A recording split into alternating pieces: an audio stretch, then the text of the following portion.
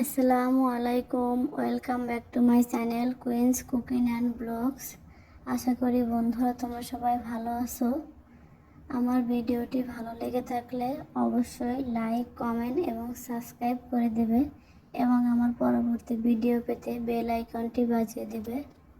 আজকে আমি তোমাদের তৈরি করে দেখাবো টক দই দিয়ে পরোটা। এই পরোটাটা অনেক নরম এবং খেতে অনেক মজা হয়। অবশ্যই তোমরা একবার ট্রাই করে দেখবে, আশা করি তোমাদের ভালো লাগবে।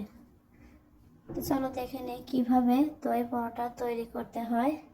এর জন্য আমি নিয়ে নিব 2 কাপ আটা। আমি আটা নিয়েছি, তোমরা চাইলে ময়দাটা নিতে পারো, ময়দা নিলে আরও ভালো হয়। আমার কাছে আটা ছিল, আমি আটাই নিয়েছি এবং পরিমাণ মতো লবণ দিয়েছি এবং দিয়ে দিয়েছি 2 চা চামচ চিনি। এবার আমি দিয়ে দেব 1/3 কাপ টক দই।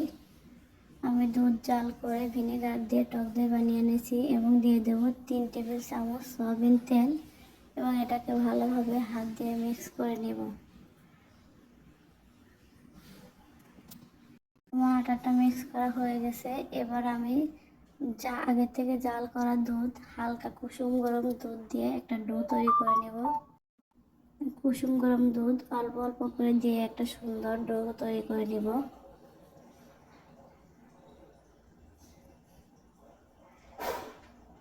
2 কাপ আটার জন্য আমার 1.5 কাপ দুধ লেগেছে। এরপর আমি আরেকটু তেল দিয়ে ডোটাকে ভালো করে মাখিয়ে নেব। মাখিয়ে নেওয়া হয়ে গেছে। এবার আমি 30 মিনিটের জন্য রেস্টে রেখে দেব।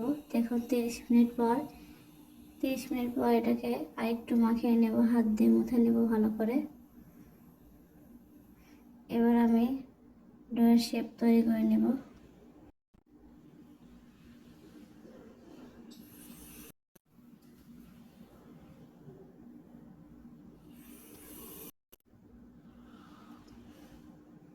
এখন আমি বানিয়েছি, এভাবে সবগুলো বানিয়ে নেব। আমার 6টা ডো হয়েছে। এবার আমি একটু ময়দা দিয়ে রুটি বেলে নেব।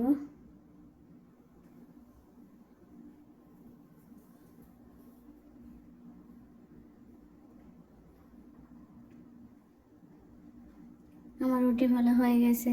আমি এর মধ্যে দিয়ে দেবো একটু তেল, 1 চা চামচ তেল দিয়ে ভালোভাবে হাত দিয়ে ছড়িয়ে দেব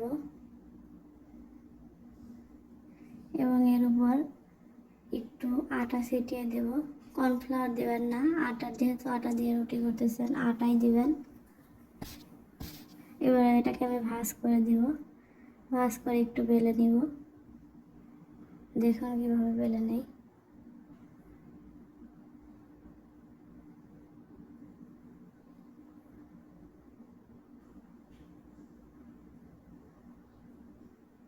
এভাবে আমি সবগুলো তৈরি করে নিয়েছি। এবার আমি এটাকে ভেজে নেব। এর জন্য আমি কড়াইতে পরিমাণ মতো তেল দিয়ে দিয়েছি। তেলটা একটু গরম হয়ে এলে আমি দিয়ে দেব এটা। এবার আমি উল্টিয়ে দেব। দেখুন লুকটা একবার দেখুন, খেতে মাশাআল্লাহ অনেক মজা হয়েছিল। এভাবে আমি সবগুলো পরোটা ভেজে নেব।